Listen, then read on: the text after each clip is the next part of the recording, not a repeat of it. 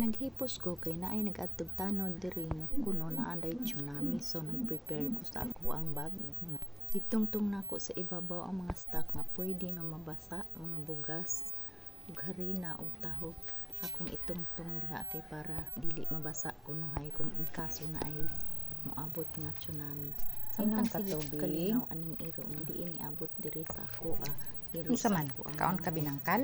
Da naay nag-adto diri nga kuno Mm, mm, magdali mm, kay mm. nalakaw na lagi daw kay alas 2 Ay, daw kung paa moabot ka, ang ha? tsunami.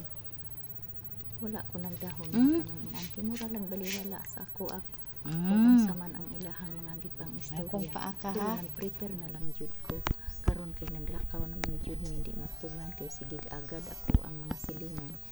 Nya kaning akong anak na espesyal, first time pa ni niya nga gidala nako sa bukid. So hasol kaayo kay halos gituok na ko niya o hadlok kaayo siya kay nagtan-aw awaaw ang among giadian niya bakilid pa jud kaayo niya di ra pa ni kabalo maglakaw sa bakilid, tagbaw lagi kog pugong-pugong, pamao lagi jud akong lawas pag abot dito sa among giadtuan, hadlok kaayo siya kay sigig tan-aw sa palibot daghan mga kahoy niya, daghan mga lubi, mga bagnot pa jud kaayo, hasol kaayo diri mi naabot sa pugon.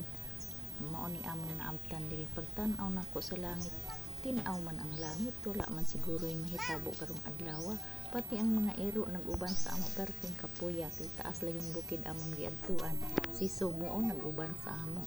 Katawa ko ning akong kauban kay nagbutang daw og asukar ug kape sa iyahang bag pero walay baso, nagdala pa jud termo. Pag abot sa alas 4 sa hapon nagbaba na pud mi, naghinay-hinay mi nga pagbaba kay kuno mag-uli na mi. Nadali. Problema ko sa akong anak kay mahadlok siya magbaba, sige siya hila kay usahay hapit ko niya sumbangon kay dili lagi siya gusto magbaba kay hadlok kayo siya kay kani laging dili maanad niya ibaktas. First time pa in town niya akong gidala dito sa bukid. Nadali.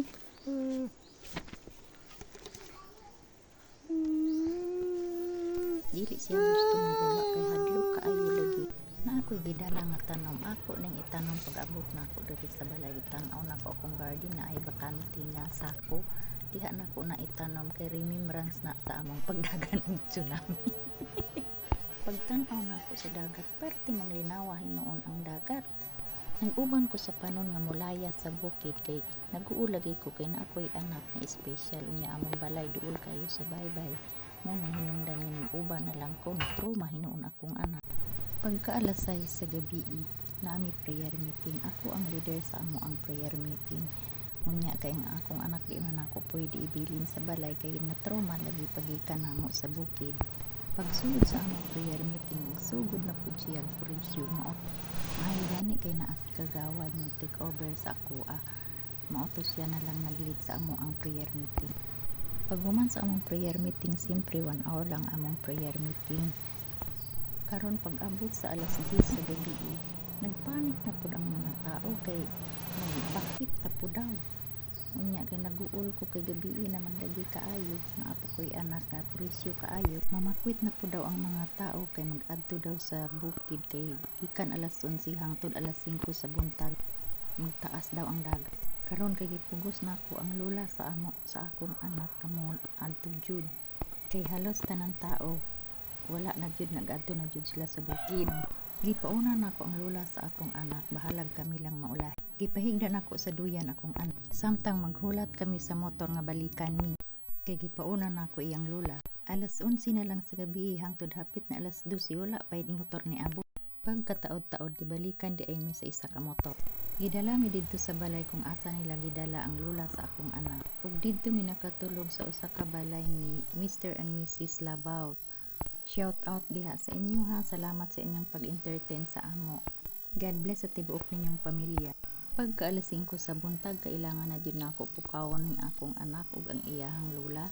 Kay panahon na nga mag-uli na jud. Pag abot na mo diri sa balay, pero tinindot ko sa dagat.